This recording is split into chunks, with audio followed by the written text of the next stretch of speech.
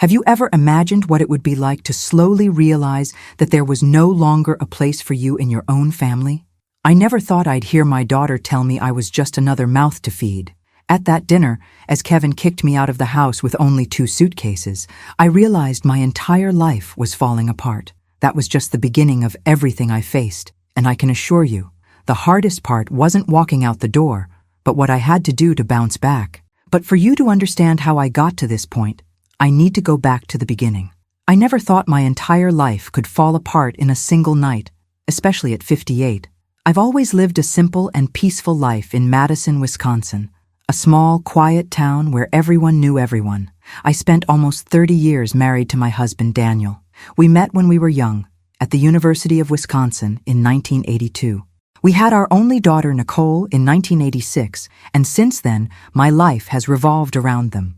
I worked for a few years as an administrative assistant at a small company, but then decided to dedicate myself completely to my family, especially after Daniel received a promotion and began earning enough to comfortably support us. For almost 20 years, we lived in a comfortable house on Parkwood Lane, with a small backyard where Daniel grew tomatoes, and I tried, unsuccessfully, to grow flowers. Nicole grew up there, running around that garden, playing with the neighborhood kids, and everything always seemed to be in its right place. My daughter married Kevin, an ambitious young man who worked in finance at 25.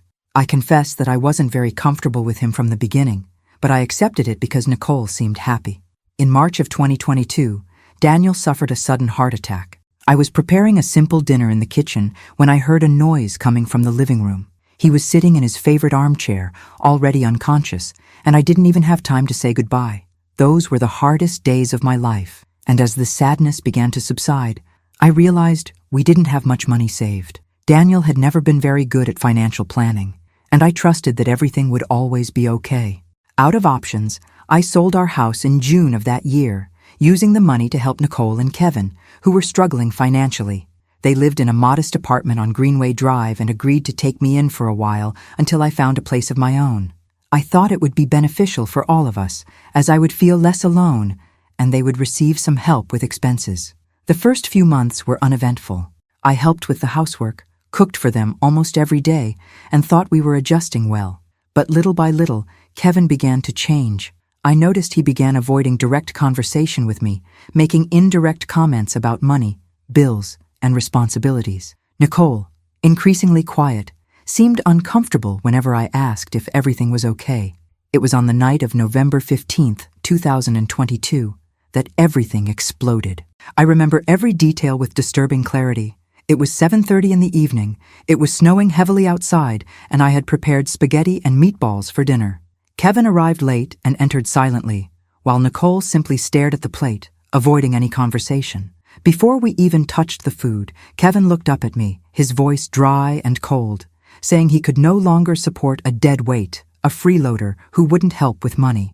I looked directly at my daughter, waiting for a reaction, but Nicole lowered her gaze, embarrassed, unable to defend me.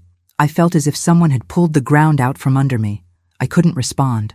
I just got up, grabbed 2 old suitcases, and hurriedly stuffed in whatever clothes and personal belongings I could fit inside. I went out into the street, still wearing my kitchen apron, no money, my cell phone dead, and walking aimlessly through the cold snow.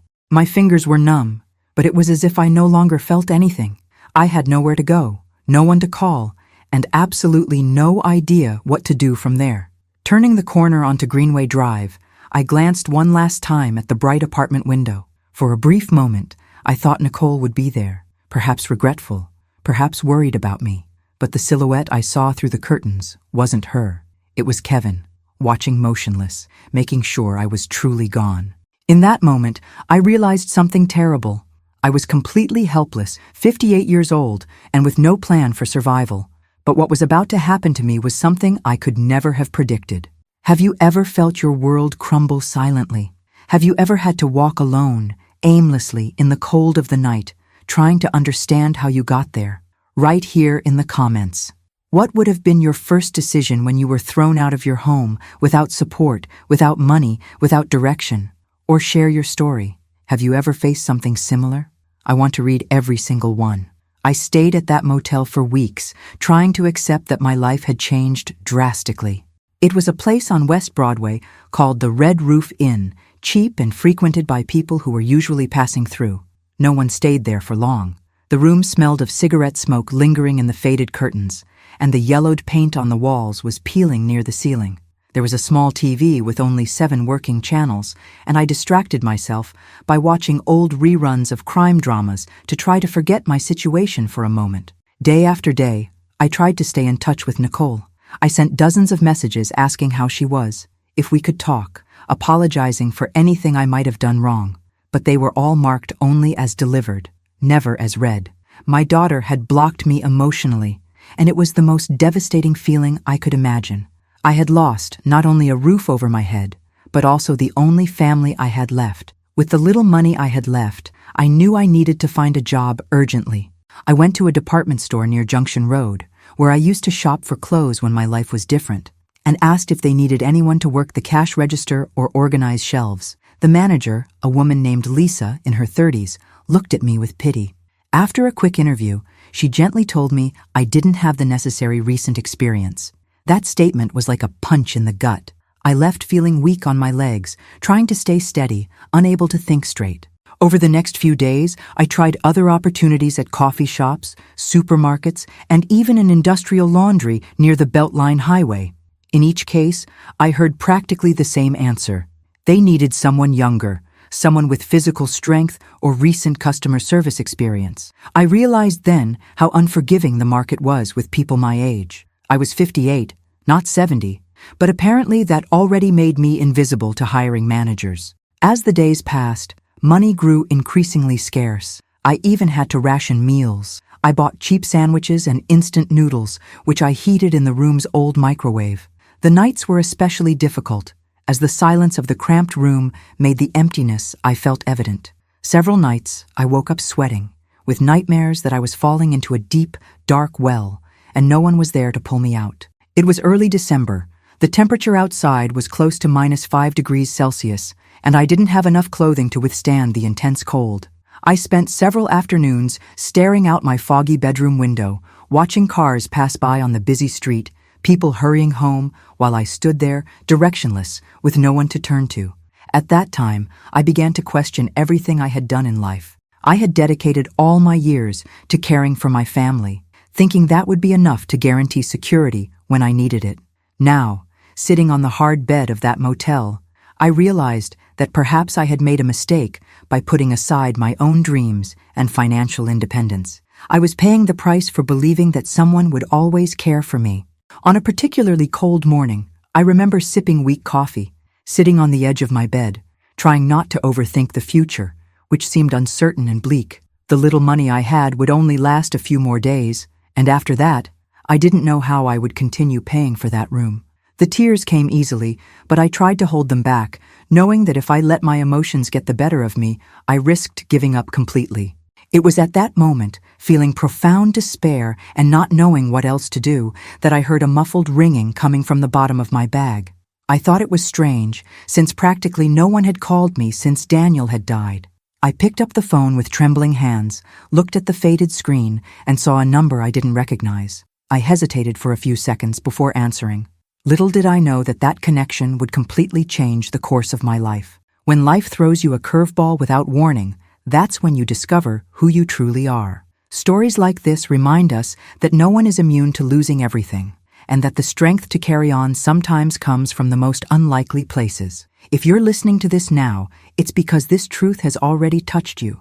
Like and subscribe to the channel, because each chapter of this story exposes what many people live in silence, but no longer need to live alone. Now pay attention, because what happened next was my last chance to react, and it almost went unnoticed. The call was just another collections call from a credit card company, trying to recover an old debt I'd barely remembered existed.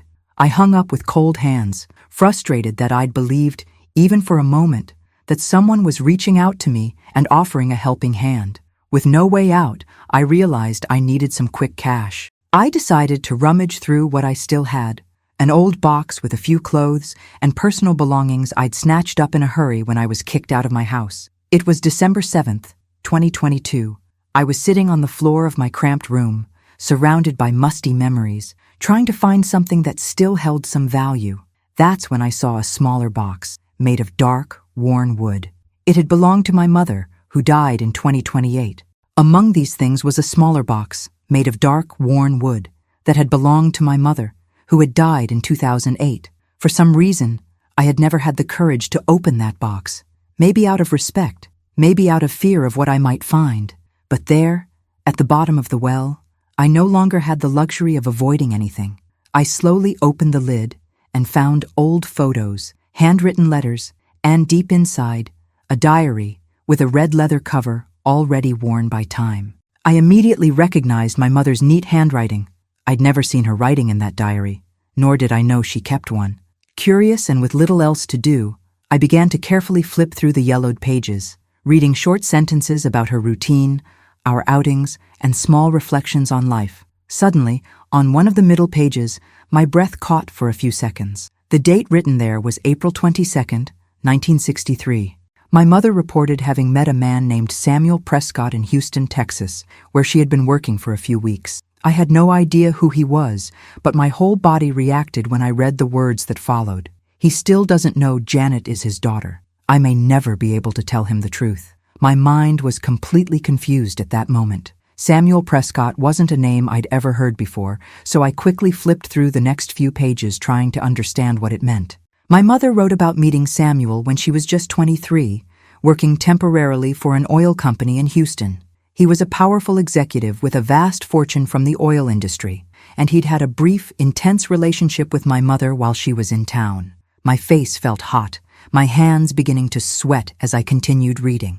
My mother clearly wrote that I, Janet, was the product of this relationship, and that the man I called father my entire life never actually knew this story. She chose to keep this secret to protect our family and avoid causing problems between them. There was an old address written down and several references to Samuel as a prominent Texas oil man, known in the media as one of the most influential men in the United States at the time. I slammed the diary shut and tried to breathe slowly to process it all. It was impossible that, at 58, I was discovering something so decisive about my own life, something that could have changed absolutely everything if it had come to light sooner. My head was spinning with uncontrolled thoughts. Everything I had known about my life up until that point now seemed uncertain.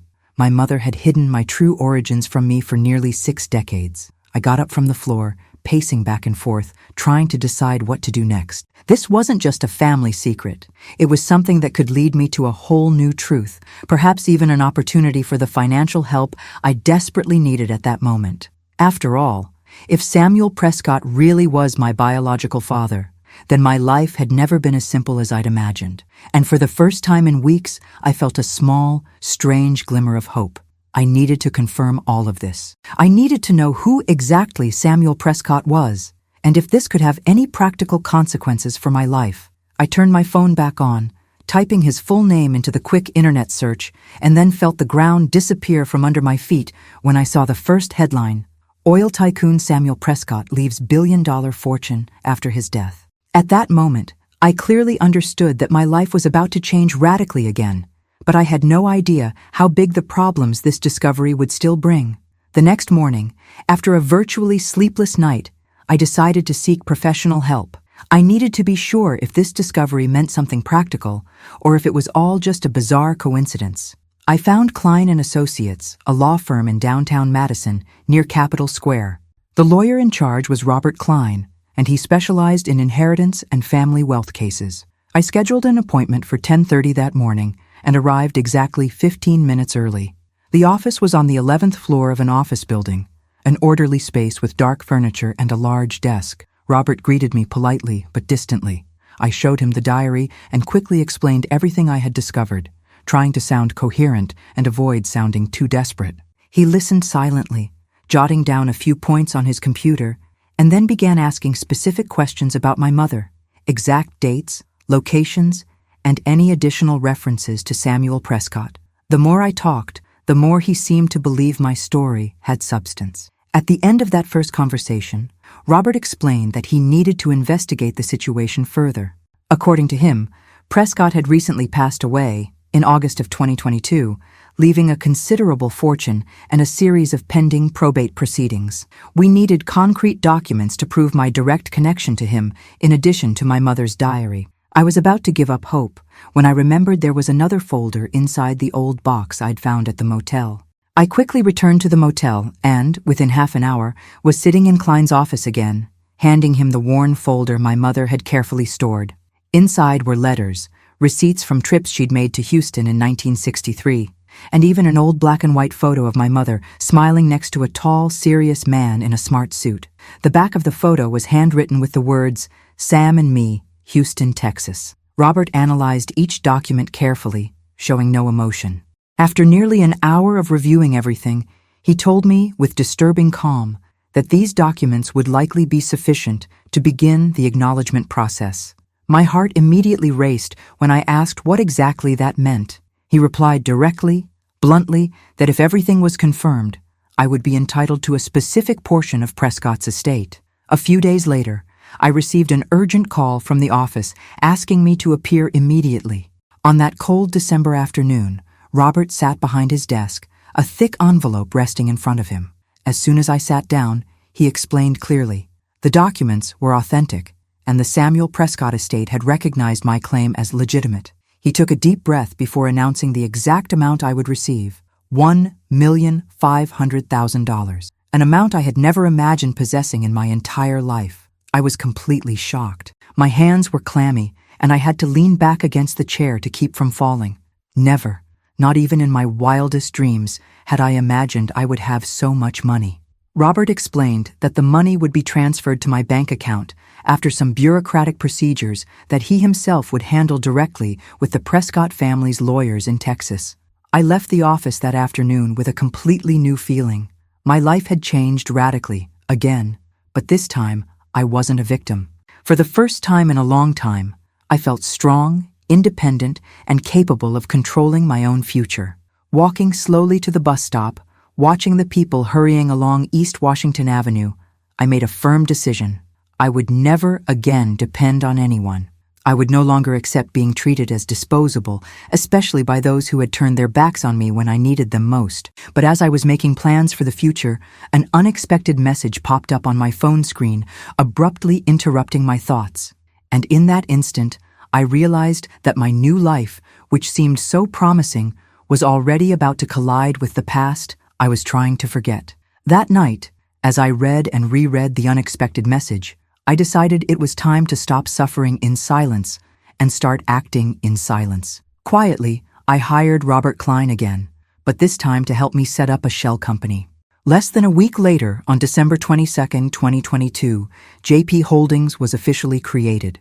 It was a simple company on paper, specifically designed to ensure anonymity in real estate transactions. My first decision was a wise one, to purchase the building where Nicole and Kevin lived. Klein discovered that the 8-unit Greenway Drive property was listed for auction due to the previous owner's outstanding taxes. The auction took place on a cold winter morning, January 9, 2023, at the Dane County Courthouse in downtown Madison. I didn't need to be there in person. Robert took care of everything. At 11:15 a.m., I received confirmation. JP Holdings had purchased the building for $350,000. My hand shook as I read the message, but for once, it wasn't from fear. It was pure relief. The next day, I sat down with Robert to iron out all the necessary details. We decided that the new rent rates would be communicated immediately through the building's management company, Madison Realty. I gave clear instructions. All residents would receive a small increase, except for Kevin and Nicole's apartment, which would triple its rent. The increase was perfectly legal, as their lease was old and allowed for annual adjustments with advance notice. Robert assured them that nothing could be challenged in court. Less than 24 hours after the letters with the new price arrived in residents' inboxes, Kevin's furious emails began pouring in. I received copies forwarded by the property manager, who had already been instructed not to respond directly to residents about the increases. In one of the messages, Kevin declared it absurd, called the increase blatant theft, and threatened to sue whoever was behind the decision. Reading his words brought me a quiet satisfaction I hadn't felt in a long time. Nicole, unlike Kevin, tried a different approach. She sent several messages directly to my cell phone, apologizing for the past and trying to understand if I had anything to do with what was happening. My decision was firm. I didn't respond to any of the messages. There was nothing to say at that moment. Now it was my turn to make her feel the silence I'd felt for weeks in that dingy motel. Over the next few days, I watched from afar as the situation began to disrupt their daily lives. Kevin, who always thrived on demonstrating control, was clearly unhinged. From the window of my new apartment on Johnson Street, I saw his car parked several times at the building management office, where he was likely trying to argue personally against the rent increase. Nicole continued to text me, asking for help and understanding, but each new attempt was met with complete silence. Meanwhile, I continued making small improvements to the building, using some of the extra money raised from the new grants. I had the hallways painted, the lighting improved, security cameras installed, and the common area locks replaced with electronic systems. All the residents began praising the changes, unaware of who was really behind them. For weeks, I kept a carefully low profile, watching from afar as Kevin became increasingly irritable and unable to control the situation. I realized that, for the first time since he'd entered my daughter's life, he was no longer in control of the decisions that directly affected her. Through my apartment window, on a freezing February afternoon, I saw Nicole rush into her car, clearly nervous. My phone vibrated with a new message from her at that moment, but again I didn't answer. At that moment, I realized with clarity that I had finally turned the tide. Now I was the one calling the shots, and Kevin and Nicole were discovering what it was like to live under the pressure and fear I'd felt for so long. I sat on the couch, closed my eyes, and took a deep breath, feeling for the first time that justice, however slow, was coming for me. But what came after that was something I never imagined I'd have to face again.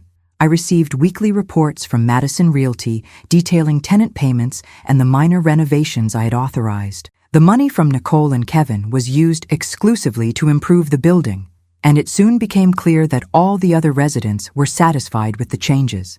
In March of 2023, I had the old heating system replaced with a new, more efficient system, as well as a complete renovation of the lobby. These renovations weren't just intended to increase the building's value. They were a constant reminder to Kevin that, for the first time, he was no longer in control. Weeks passed, and I could clearly see from the information I received through the property manager that their marriage was reaching its limit. One afternoon in mid-April, I saw Nicole through the window of a cafe on State Street as she walked discreetly across the street. She was noticeably thinner, her face drawn, her clothes disheveled, a far cry from the elegant, confident woman she had always been. As I watched her, my phone vibrated with a new message from her, which I again ignored.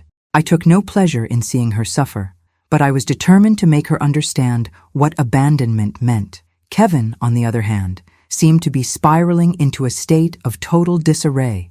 The property manager's reports consistently described neighbors complaining about loud and frequent arguments in their apartment. One night, shortly before 11, I received an alert from the building's electronic system informing me that the police had been called by another resident due to the noise. It wasn't long before I learned it was yet another fight between Nicole and Kevin. The officers spoke to them briefly but left after a few minutes, without further consequences. The next day, I learned from an email Kevin sent to the property management company that they had put Nicole's car up for sale. It was a late-model Honda Civic that Kevin had given Nicole shortly before I moved in. The sale was quick, and the money was likely used to cover immediate expenses, as the rent was still high and, from what I knew, Kevin was struggling at work due to the financial pressure he was facing. Every time I passed by the building, I noticed small signs that told me how things were going. Windows were always closed, lights were turned off early, and Kevin's car was frequently missing, indicating he was working overtime or trying to solve his mounting financial problems. One afternoon, while I was talking to a management employee about a new paint job for the common areas, I saw Kevin rush out of the building, visibly upset. He was ranting into the phone, pacing back and forth, and his voice, even from a distance, was clearly altered by anger. As Kevin spiraled out of control, Nicole continued to reach me almost daily, sending messages ranging from emotional pleas to direct questions about my possible responsibility for the rent increases. But I didn't respond. My silence remained my only weapon, and it was powerful.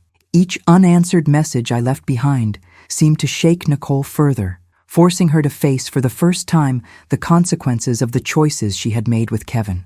On a cold night in late April, I received a call from an unknown number. I decided to answer, thinking it was something related to the renovations. However, on the other end, I heard the angry, shaky voice of Kevin, who had gotten my personal number through some old contact. He accused me directly, yelling, saying he knew I was behind the whole situation. I remained completely calm and didn't respond except for one short, direct sentence before hanging up. "I'm sorry, but you have the wrong number." I hung up the phone with steady hands and took a deep breath, feeling a mixture of satisfaction and tension. I knew Kevin was reaching his limit, that Nicole was on the verge of collapse, and that the consequences of what I had started would be serious. But in that moment, as I stared out the dark window at the city lights, I realized something I hadn't considered until then, that perhaps I had underestimated how far they would go. And what happened next confirmed that I had no idea how much worse this situation could get. It was a gray, rainy Wednesday, the kind where the city seems to move slower. I was in the kitchen of my new apartment, making coffee and trying to organize some folders of bills and documents from JP Holdings, when I heard 3 soft knocks on the door. I thought it was the doorman or a delivery person, but when I opened it, I found Nicole. She was standing there, soaked from head to toe, without an umbrella, without makeup, with her hair plastered to her face and her hands trembling slightly. For a second, I couldn't even react. I just stared at the image of my daughter, her face swollen, her eyes red, and her light clothing stuck to her body from the rain. She didn't say anything. She just looked at me, and in less than 2 seconds, she burst into tears. She opened her arms slowly, as if asking permission to come closer, and then I gave in. I stepped aside and let her in. She took off her shoes at the entrance, as she had done when she lived with me, and went straight to the sofa. I sat across from her, silently, watching. It took Nicole a few seconds to speak, and when she finally did, her voice was broken. "Mom, I'm sorry. I shouldn't have let that happen. I knew he was overstepping his bounds, but I was afraid of losing him too." She wouldn't look me directly in the eye. She spoke with her hands in her lap, staring at the floor. After a few seconds, she continued. "He pressured me all the time, saying you were just there to get in our way, that you'd take away what little we had. And I believed him. I thought if I chose you, he'd leave. So I stuck by him, thinking I was protecting my marriage, but I was just letting him destroy everything." I sat silently, listening. With each sentence, my mind flashed back to that night in November when I was thrown out with 2 suitcases and no explanation. I could have thrown it in her face. I could have listed everything I'd been through since then. Every day in that motel, every rejection, every meal counted. But something inside me froze. I saw my broken daughter before my eyes, sweating cold, even though she was inside her house, her fingers clenching together, trying to summon the courage to carry on. She said Kevin had been yelling at her almost every day, that he'd broken 2 interior doors in the apartment during fights, and that, in their last argument, he'd thrown her cell phone against the wall because she said she wanted to contact me. "I can't take it anymore, Mom. He wants to control everything. He even monitors the money that comes in. I can't go out alone without hearing that I'm hiding something from him. He looks at me like I'm his property. And the worst part, I let this happen." When she said that, I closed my eyes and swallowed. For the first time since everything had fallen apart, my chest felt like there was still something there. Anger, hurt, and frustration were all mixed together, but there was also something else. A part of me was still a mother, and seeing Nicole in that state hit me in a way that all of Kevin's contempt couldn't. I took a deep breath and simply said, "Have you eaten anything today?" She shook her head, and without saying anything, I went to the kitchen. I prepared a plate of rice, chicken, and vegetables, the same kind of meal I used to make when she came home from school complaining of a headache. When I returned, she was already sitting up straighter, wiping her tears with a napkin from my desk. I placed the plate in her hands and sat beside her. I didn't say anything else. I just stood there. As she ate slowly, between long pauses and heavy breaths, I felt that moment was stronger than any revenge. She didn't need a lecture. She needed someone to listen to her without trying to fix anything. And as contradictory as it seemed, after everything I'd been through, there I was, listening to my daughter as if for the first time. When he finished eating, he looked at me and said, "I know I have no right to ask for anything, but I need help to get out of there, and I only trust you."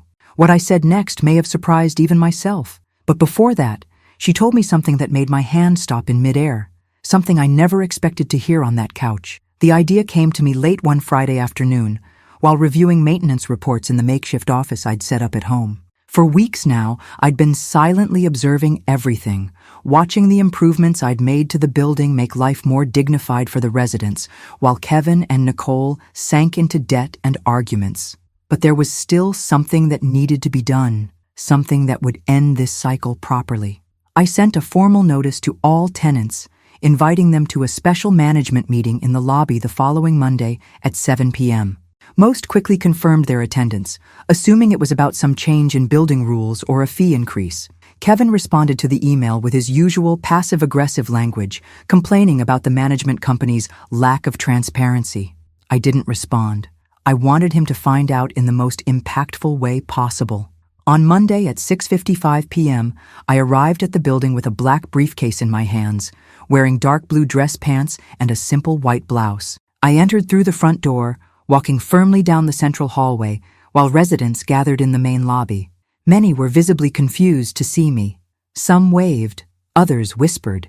Kevin and Nicole were in the opposite corner of the room, side by side, but they no longer looked like a couple. He had his arms crossed, an expression of aggressive boredom on his face. She, more withdrawn, avoided eye contact. I grabbed the portable microphone I'd asked the superintendent to leave on the stand and greeted everyone with a small smile. "Good evening. Thank you for being here. I know you're probably wondering who I am and why I've called this meeting. My name is Janet Prescott, and I'm the new owner of this building." Silence was immediate. Some looked at me with surprised expressions, others whispered among themselves, trying to connect the dots. Kevin, on the other hand, widened his eyes and took a step forward, his breathing visibly quickening. "Are you kidding me?" he said loudly. "That's it? You bought the building? What is this, some sick joke?" I remained calm. "This is no joke. The purchase was made legally through my company, JP Holdings. Since November, I've been directly responsible for all decisions regarding this property." He completely lost it. "This is sick. You orchestrated all of this to get back at us? You rigged the entire system just to screw us over? Is that it, Janet?" Before I could respond, Nicole rose from the folding chair she was sitting in, and for the first time in a long time, spoke firmly. "Kevin, enough. You were always the real enemy here. Janet was the only survivor. You destroyed this family with your pride, your control, your obsession with turning everything into a war." The room fell silent. Kevin stood frozen for a few seconds. He looked at her as if he didn't recognize the woman beside him. Then he stepped back, shaking his head, and left the hall without another word. The meeting proceeded quickly after that. I clarified that my intention was to continue improving the building's conditions while keeping rents fair for everyone, with the exception of one specific lease that was already under review due to a violation of the rules of engagement. The residents seemed more relieved than confused. Most thanked me personally after the meeting ended. The mood there changed. 2 days later, I saw Kevin leaving the apartment carrying 2 large suitcases and slamming the door shut behind him. Nicole didn't show up. But that same night, while I was reviewing papers in the living room, I received a text from her. "I changed all the locks. He's not coming in anymore. For the first time, I sleep peacefully." I simply replied with, "I'm here if you need me." I didn't need to say anything else. She had figured it out on her own. But just when I thought things were finally settling down, I got an unexpected call.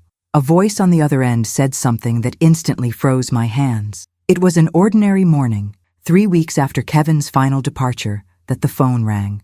The number was unfamiliar, but what I heard didn't surprise me. On the other end, a sharp, mocking voice said, "So it was you all along, Janet. I always thought you were weak, but you finally learned how to play." Kevin had found out. I don't know how or when, but somehow he followed the trail to JP Holdings and connected the dots. Maybe he had access to some document, or someone from the former management company had let something slip. The important thing is that he knew, and as he always did in life, he decided to use it as a weapon. That same day, I sent everything to my lawyer, Robert Klein, a professional who isn't easily intimidated. 2 hours after talking to Kevin, Robert had a dossier ready and called me saying, "He has nothing to threaten, but he'll try to use this to get something. I've already sent him the non-disclosure agreement. If he signs it, he's dead. If he refuses, we'll sue." We called Kevin in for a formal meeting, with all the terms ready.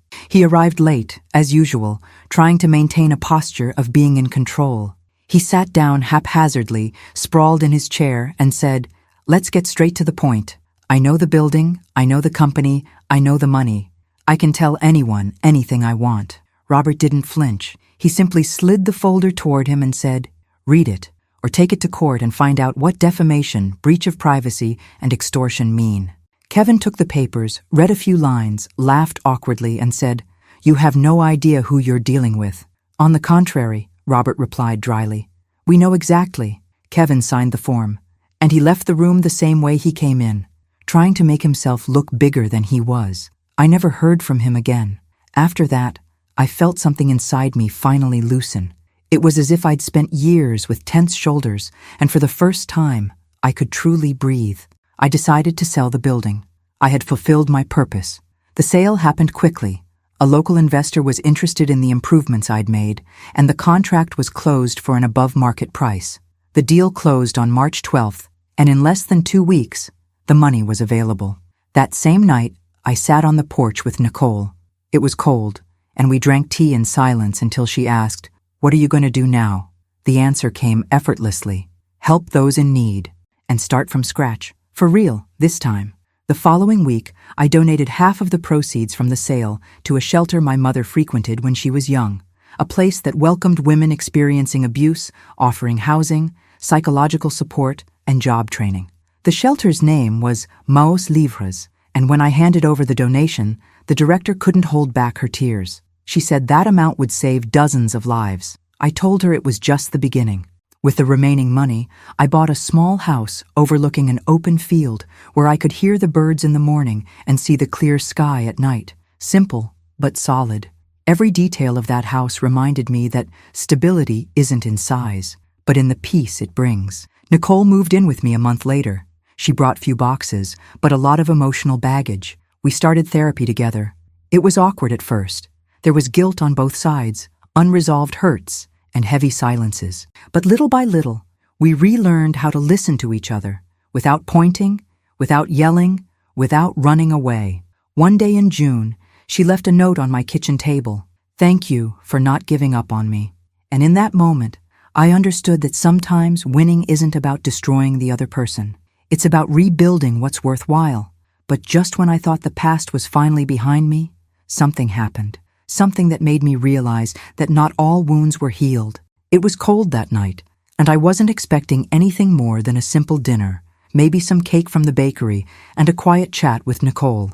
But when I opened the living room door and saw everything prepared, candles lit, a crocheted tablecloth that belonged to my mother spread out on the table, and the smell of homemade lasagna in the air, I realized she had planned every detail with care.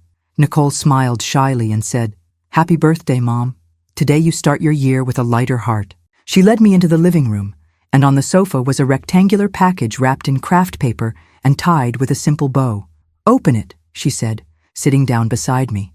I calmly undid the bow, still unsure of what was coming. When I removed the paper and saw the image, I was speechless. It was a phoenix, hand-painted, with bold strokes and vivid colors, its wings spread in full flight, emerging from the flames. But what captivated me was the bird's gaze.